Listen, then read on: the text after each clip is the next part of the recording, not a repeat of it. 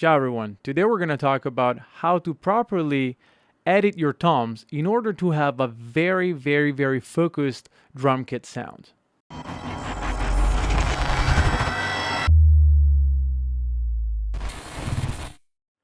So, has it ever happened to you that while you're listening back to a drum recording that you've done, you have perhaps used pan pots in order to play a little bit with the stereo field of your mix, and all of a sudden, as soon as you start recreating a sort of like virtual drum performance, placing all the parts of the kit in the right way they're supposed to be within our stereo soundstage, all of a sudden the kit starts to lose impacts.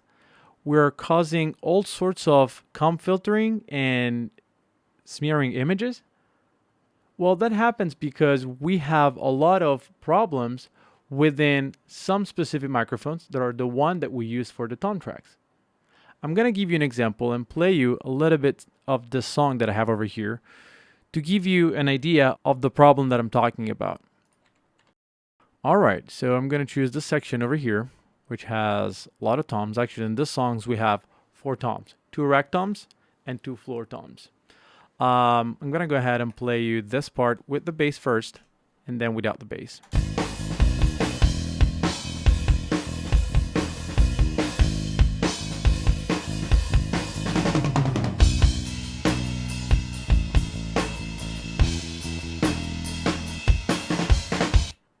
I'm going to play you another section here.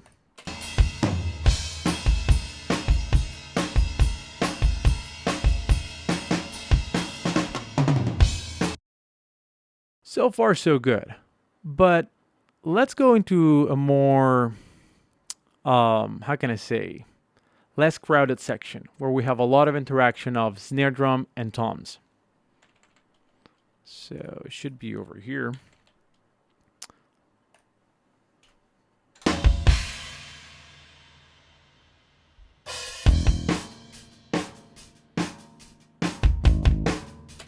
I will mute the bass.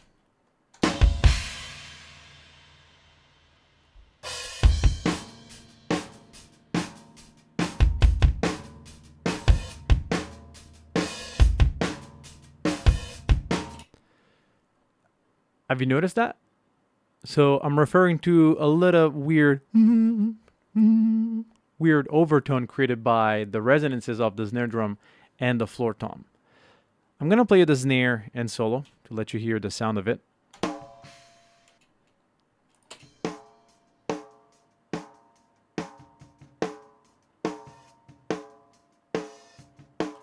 And now we'll play you the sound of the 4 toms.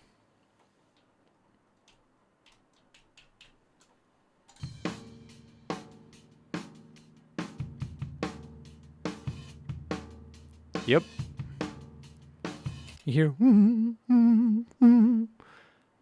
all this bleeding that comes in from the snare drum, and toms are not playing. I mean, by all means, if I go to a section where my toms are playing,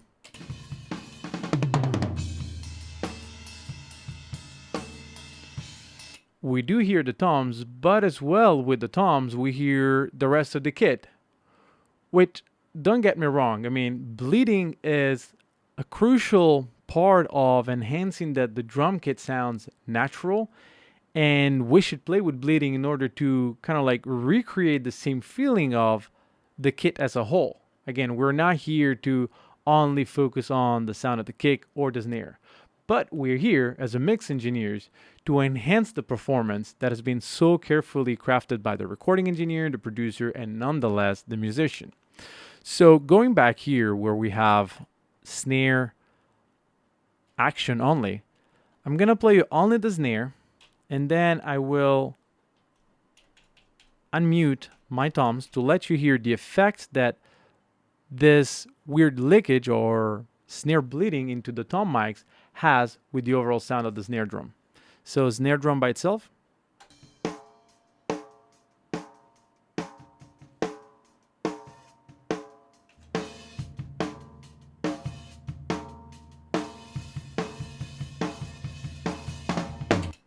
Do you hear how all of a sudden we start losing definition of the snare drum? There is no more impact. We have some phase problems. not related to the position because all the microphones are actually facing in the right direction, but the distance at which the sound actually reaches to a microphone can create all sorts of problems. So it urges me to tweak these tom tracks in order to prevent any problems with an unbalanced stereo image. I'm gonna go ahead and play you another sneak peek of the song, only with kick, snare, and the 4 toms.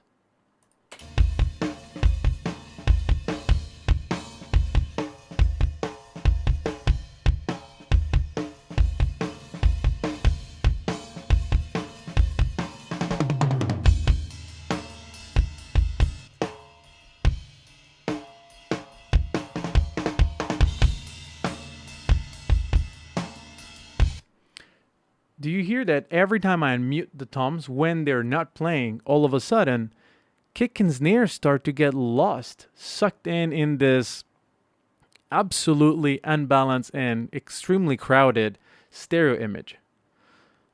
So, what can we do? We could edit our toms. And in this lesson, I will show you different techniques that you could choose in order for you to edit your toms. Now, the first thing I'm going to do, let's focus, let's say, on the rack tom over here, and I will instantiate a gate expander. So, I'm going to go here, select my insert, my plugin, expander gate. There you have it. So, gate expander have been extremely used in order for the mixer to have a little bit more control over the dynamic and the spiel of in this case drum kit parts into direct microphones. In other words, right now I will play you a section of it. Let's say the section is over here where we have our rack tom playing, and I'm gonna play this first without the gate and then with the default gate as we have it over here. So right now the gate is in bypass. You hear the drum kit on the left. And then again the drum kit. I will unbypass the gate.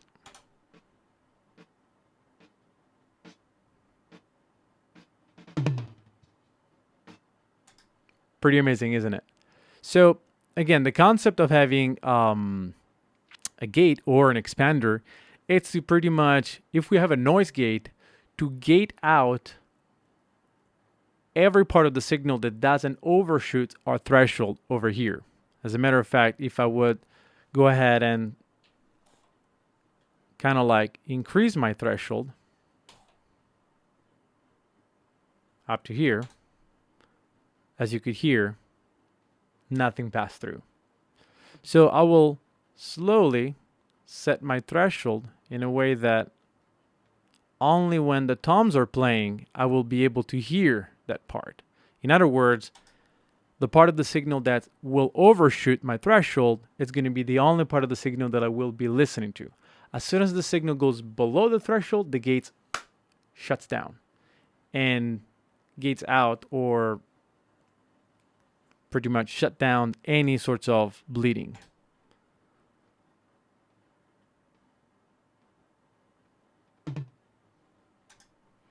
Okay, we have demonstrated how the threshold works. Now let's see if we could make this gate expander so with lower ratio we're actually gonna falling into an expander, which is a sort of like anti-compressor. So for an expander, in this case, for every part of the signal that goes above the threshold will be expanded to a certain amount of dB. And the concept of the signal below the threshold is that it won't be shut it down completely, but it will be attenuated. If I will increase my ratio to, let's say, a 20:1, right now we have a noise gate. In other words, everything that goes below the threshold gets muted. So I will play a little bit with attack and release to see how we can set it up, our gate. And I want to set the gate fast enough to open only when the initial transient passes through, and the release time, I want to set it slow enough in order to preserve a little bit of the sustain of the note, but that shuts down prior to get, extra part of the signal passing through. So let's see with my gate expander set it as a gate. Gonna slow down my threshold.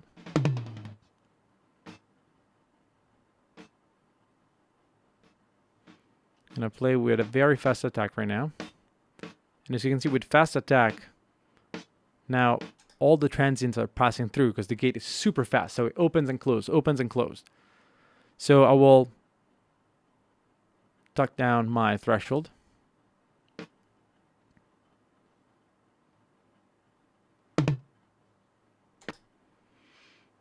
Cool.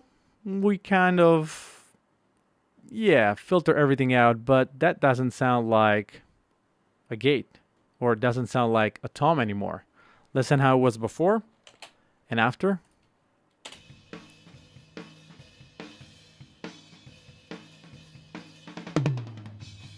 So focus on that nice overtone. With the gate on. Okay, everything else is filtered out. But it's a little too short. So let's see if we could play a little bit with our hold and our release time. So I will slow down the release until my gate will actually preserve a little bit of the decay of these hits. I'm going to make my selection a little bit smaller.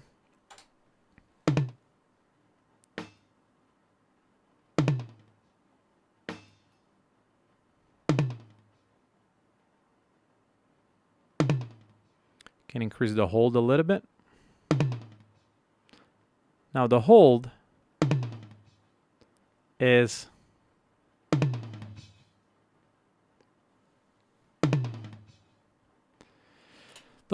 like if we have an extra release time. So once we set up the release time, the hold juggles between the attack and release, and it's a sort of like sustain of the note or the sound passing above the threshold, and keeps the sounds there for an extended amount of time. In this case, we have 327 milliseconds.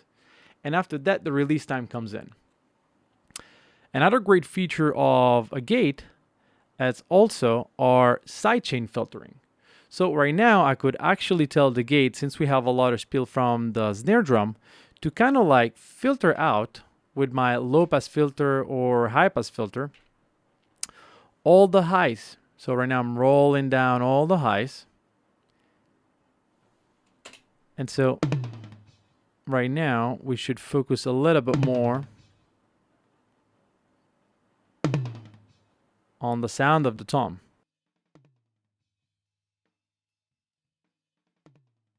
A little too much.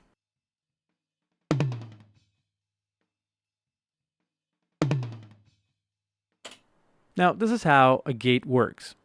If we want to transform this into an expander, I would actually go ahead and decrease a little bit my ratio, making it a little bit smoother.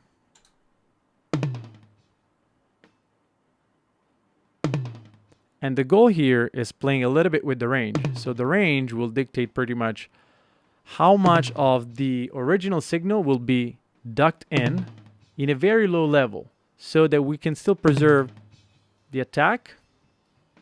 I'm going to slow down the attack a tiny bit.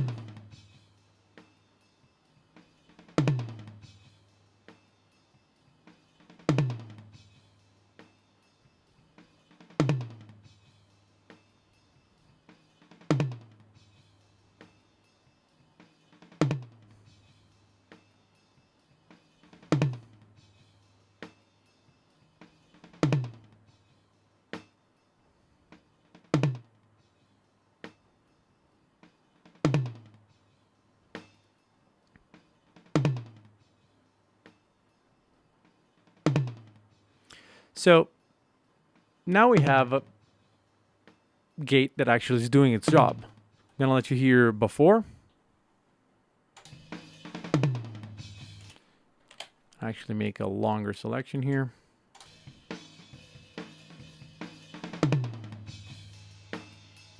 with the gate.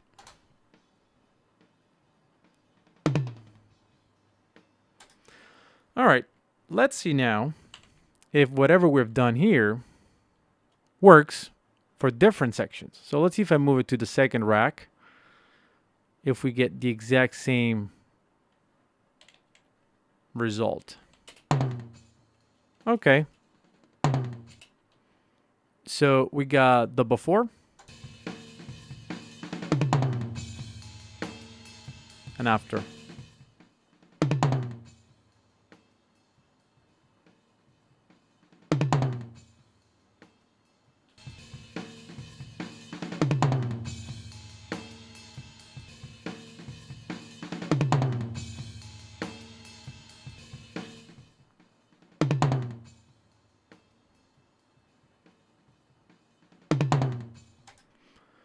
That's pretty amazing. But the problem with this technique is that it's time consuming.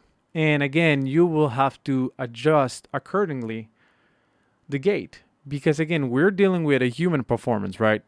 Therefore, some hits are properly played, whereas some others, maybe if you're playing with a little bit more inconsistent drummer, you're going to run into a problem of having to constantly readjust the gate because the hits are not at the same level.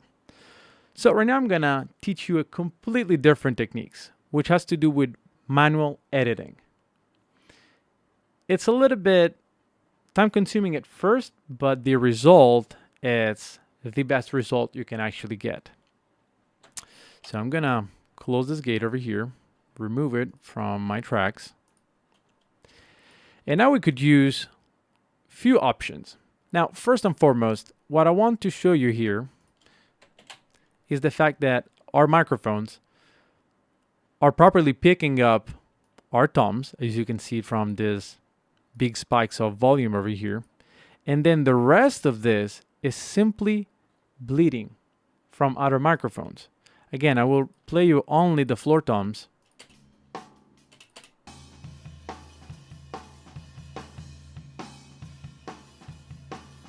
See, actually the floor tom is resonating to the kick drum and to the snare drum.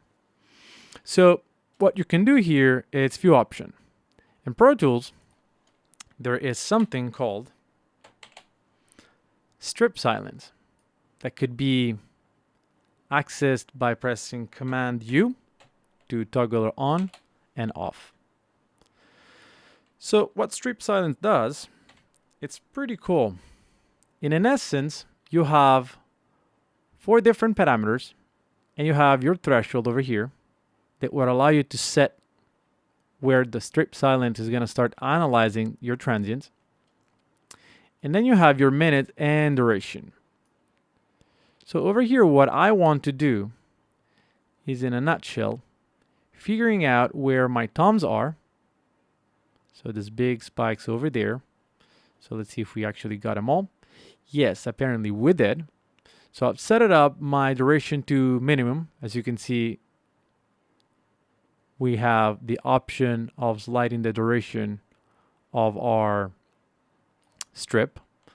I'm going to zoom in into one of our toms here. See what happens if I raise my duration. See, it starts mistriggering things around. So what I want to do right now is actually, I could play with my threshold. Okay, so with my threshold, I'm starting to select the range of my toms. Let's see if other toms have been properly selected too. This is not a tom. Those are toms. Okay. Those are not toms. This is a tom. This is another tom. Not really sure what we got here, but we can figure it out later. So right now what I could do, again, based on my toms, is playing with my start pad and end pad. So my start pad will dictate the starting point of my transient, and the end pad, again, the end of my selection. So here I have a tom fill, and I want to take it all. So I can go here. Okay, here's the second tom. third tom, fourth. Maybe that's a tom, maybe this is a tom. I see a spike over here. Okay, so now that I have actually selected all my toms, I could say or imprint different commands. I could say, first and foremost, strip. And we're left only with the toms. How cool is this? So right now we'll play you this to let you hear what we got. Of course, we're hearing something else, so only the floor tom 1.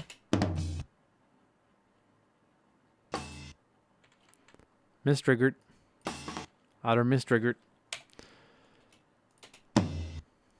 That's cool. So the only thing we should do is just to select them all. Command F, decide the length. Let's say 10. Oops. Yeah, no. Let's say 5 milliseconds and 40 milliseconds, and we have crossfaded everything. So if I have to play you this with, let's say, my overheads,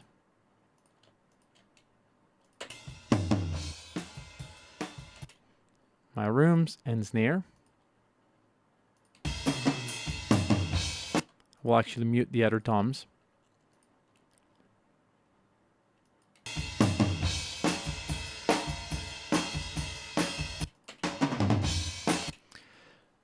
Again, cool technique, not my favorite. And this is not my favorite because I always want to have some sort of like visual representation of the whole drum kit played. So what I can do right now is, first of all, Command U to get rid of strip silence. Go where it says edit, fades, delete all my fades. And then there is this super cool function called heel separation. Command H, and this will restore the entire performance. This is a nice way, but it works only if you haven't moved the tom track, not even of a minusculous millisecond. Therefore, again, if I go here and start deleting things around, I could select all my tracks. I haven't moved anything. Command H to perform heel separation. All right, now to the fun part. My manual editing, my trick to properly edit and make tom sounds great. Now, here's what I want to do. I want to, first and foremost, mute all my toms. And there is a function in Pro Tools that is called mute clip, which could be performed by highlighting the clips and pressing Command M to mute all the clips. Now, right now, nothing is playing. Now, luckily for me, we'd use, microphones and their position that were properly placed. Therefore, the spikes that I'm seeing over here are only when the toms are playing, which is an amazing visual cue, right? So I could go really close to my toms. Let's say I want to analyze my first tom here. Okay, so I could enable tap to transient. So every time I press tab, or if I press the quote, I will tab forward. So tap to transient is a function that allows me to get really close to the beginning of my clip. And right now I don't want to get super close because I might perform some fades. And as soon as I find the beginning of my transient, I will press B to separate it. And then let's say I'm going to go approximately here. Let's actually here. B again, and unmute my tom. Okay. So from here, I could D2 fade in.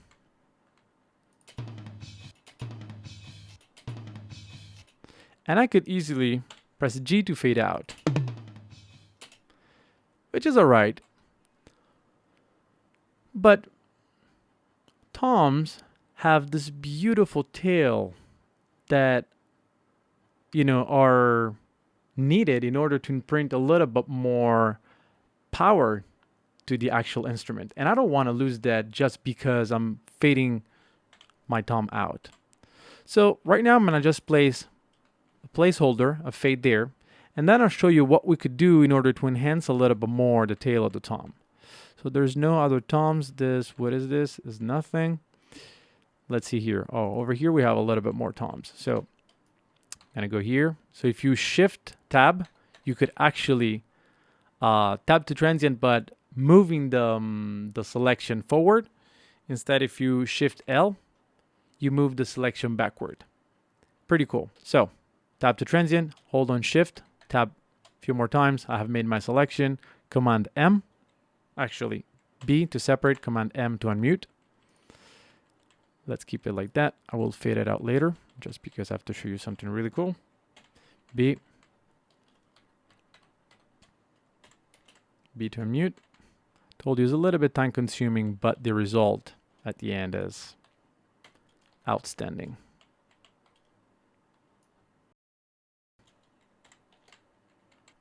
See, right now I don't have to, worried about setting up properly a gate and making sure all the parameters are properly set, because everything is already unmuted. So if I will play with this part, we have it, right? We have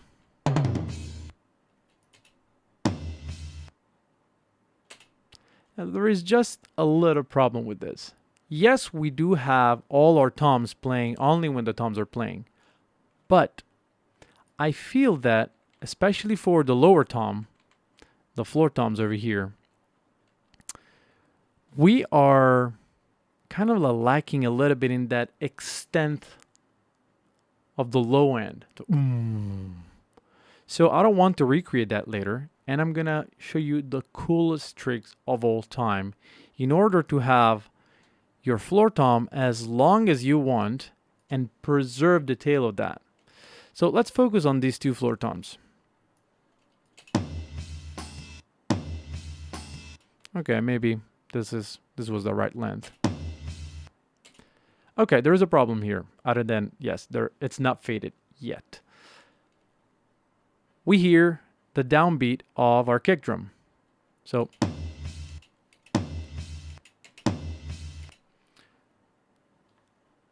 many people would do this. Cut here, fade out there, done. So you have done two problems. You have created two problems. The first one is that right now our tail of the toms is chopped. And second of all, we still hear the cymbal. I will undo this and show you a little trick. So right now, let's focus on the floor tom 1. I want this tail over here, right?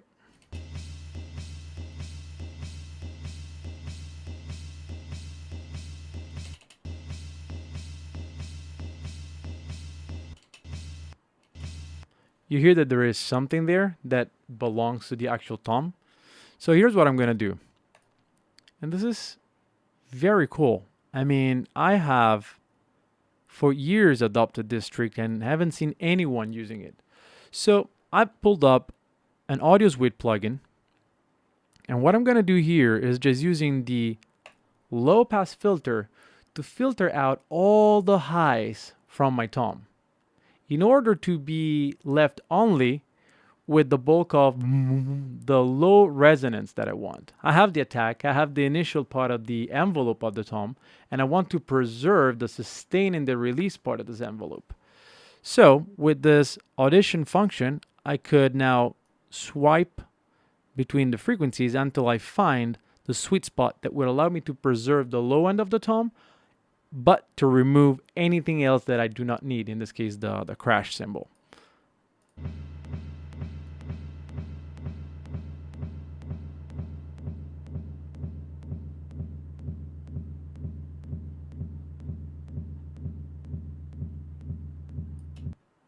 That sounds quite right to me. Let's see what we got.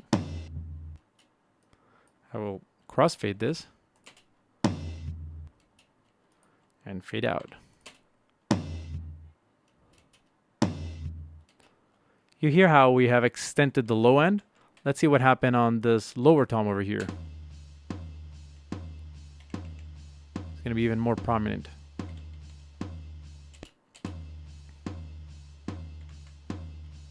So I want to preserve the but we have a symbol here. Let's see what can we do.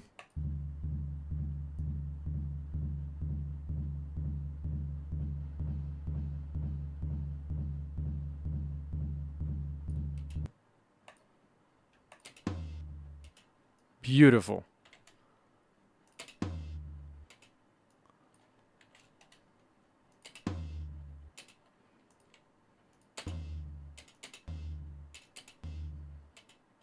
Listen to that. I could have actually, let's see if we can do something a little bit more.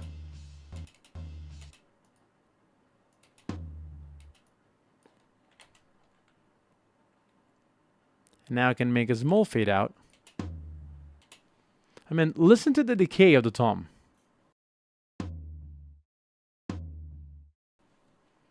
Beautiful. So we have preserved the length of the decay, and we don't hear any cymbal feeding the tom. I could do this on all my toms over here.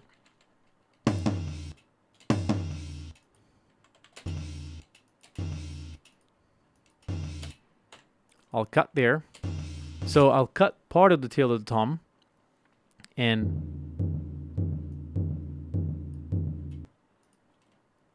let's see what we got. Crossfade, fade out, and I will fade in as well.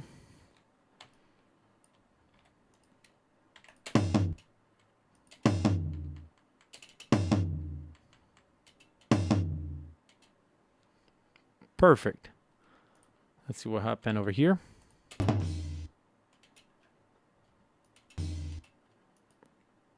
Same thing. Oops.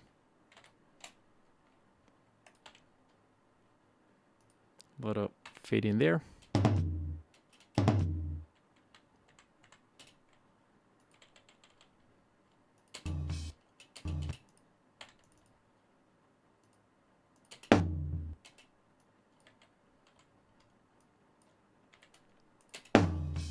Oops, sorry.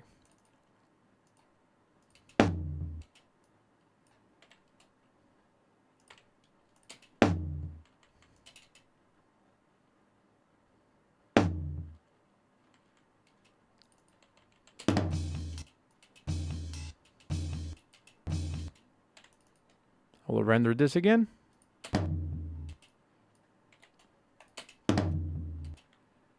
So now we're just dealing with the tail of the tom, and we can do whatever we want to it. I will again fade this thing in a little bit, and do the exact same thing above.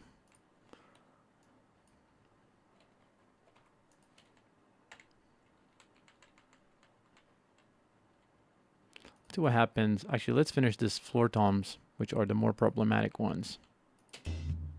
Okay.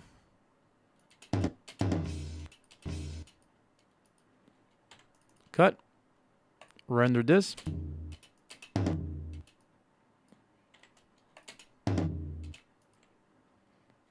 Fade this thing out. Fade this a little bit in.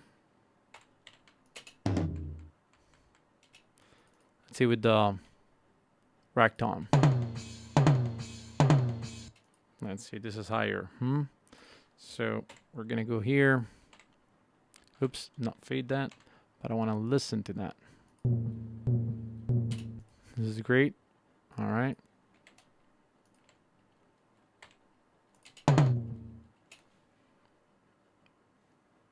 This is great. No more cymbals, and we have a perfectly crafted tail of the tom. Listen to this. With the ring. Actually, I was out of tune. This tom was in tune.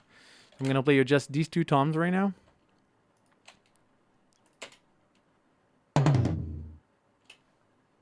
Great. We have preserved attack, punch, timbre, and tail of the tom. And right now, while mixing, we could decide to do whatever we want to it. Let me address the few toms that I've left, just to make sure we have it all.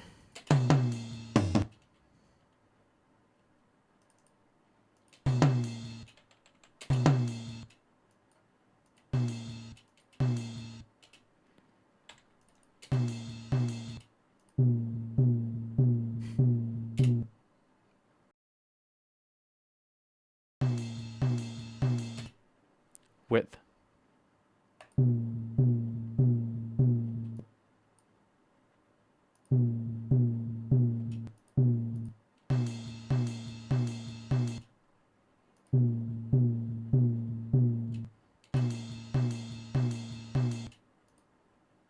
So crossfade this, fade those out. All right, let's see what we got here.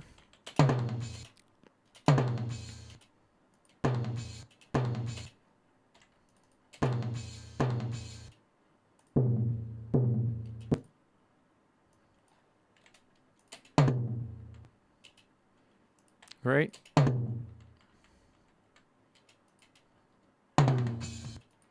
Again, problems with the snare.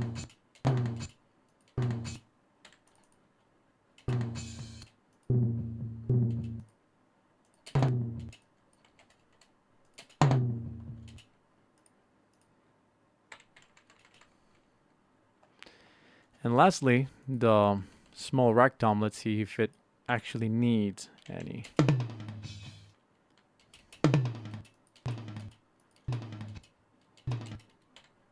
Let's see, actually. First I will remove the fade, and then I'll look for that note.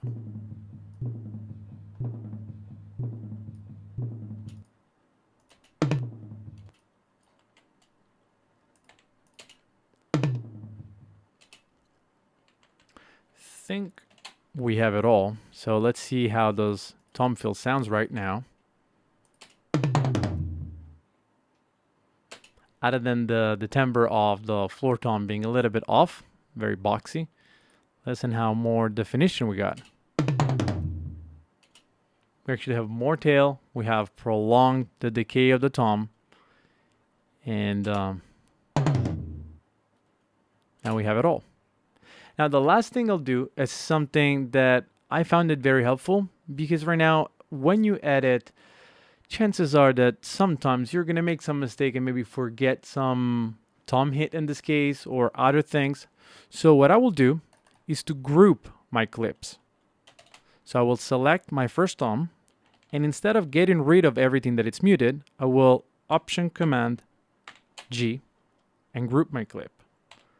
Down with semicolon, group, group, and group. So right now, my toms look like this. Beautiful. I could see the actual real transient. And let's say I've forgotten or made some mistake. I can Option Command U to ungroup. I could do my edit, triple click, Option Command G, and I regroup my toms again.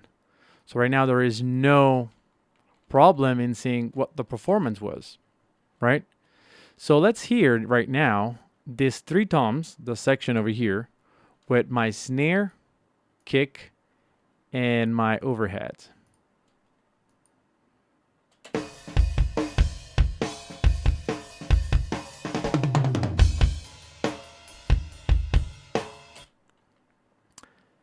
As a reminder, as this was, I'm going to let you hear the before and after. So again, kick, snare, overheads, and toms. Before.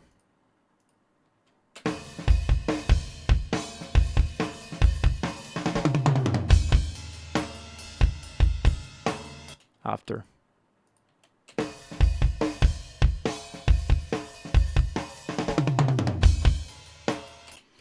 Much more definition, much more punch, and it's just overall a much better sound. I'm going to let you hear only the toms. Before.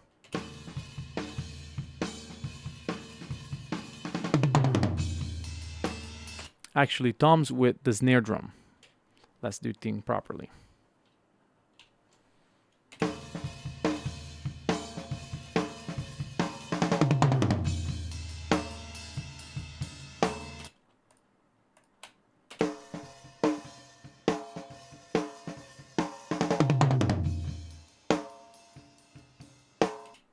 With the kick drum. Before.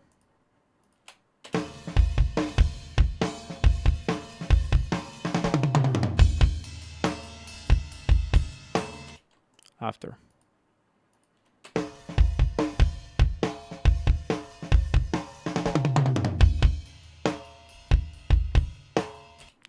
Gonna start opening the whole drum kit.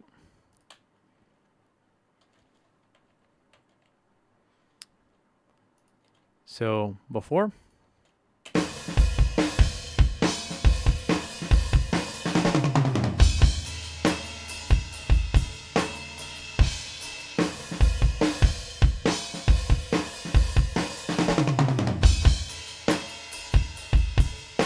With the bass. Before.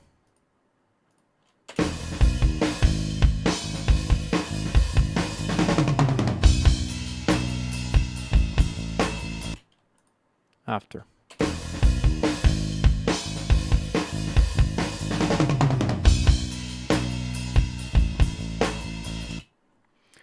And there you have it. So we have gone through 3 different ways of editing toms, and I've showed you my personal way of editing toms. I think this is overall a little bit more time consuming in the making of these techniques, but on the long run is the technique that would allow you to have killer sounding toms and an overall control out of it.